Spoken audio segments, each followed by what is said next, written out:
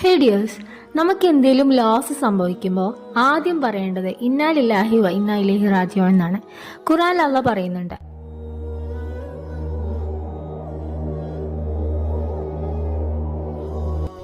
അള്ള പറയുന്നു, അവരാണ് സന്മാർഗം സ്വീകരിച്ചവർ. ആരാണവർ? അള്ളാഹുവിന്റെ അനുഗ്രഹങ്ങളും കാരുണ്യവും വർഷിക്കപ്പെടുന്നത് അവരിലാണ്. ആരാണവർ? അത് ഇന്നാ ലില്ലാഹി വ ഇന്നാ ഇലൈഹി റാജിഊൻ എന്ന് പറയുന്നവരാണ്. എപ്പോഴാണ് അവർ അത് പറയുന്നത്? അവർക്ക് എന്തെങ്കിലും ഒരു ലോസ് സംഭവിക്കുമ്പോഴാണ്. കാരണം അത് ആ വ്യക്തി ആരായിരുന്നു, അല്ലെങ്കിൽ ആ വസ്തു എന്തായിരുന്നു എന്ന് നിങ്ങളെ ഓർമ്മിപ്പിക്കുകയാണ്. അത് വ്യക്തിയുടെ തന്നെ നഷ്ടമാവണമെന്നില്ല.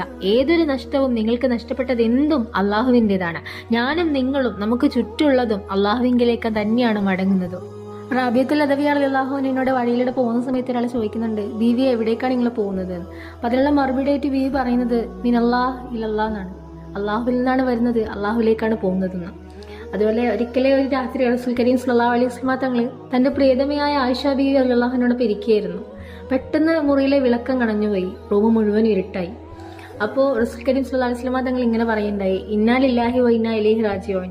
ഇത് കേട്ട് ആയിഷ ബീവി ചോദിച്ചു, റസൂലേ, ഒരു വിളക്കണഞ്ഞതിനും നിങ്ങൾ ഈ ദുആ പറയാണോ? അപ്പൊ റസൂൽ ഇങ്ങനെ പറയുന്നത്, കുല്ലമാ അസാൽ മുഅ്മിൻ ഫഹുവ മുസീബ. ഒരു മുഅ്മിനിന് ഉണ്ടാക്കുന്ന മോശമായ കാര്യങ്ങൾ അവനെ തൊട്ടൊരു മുസീബത്താണ്.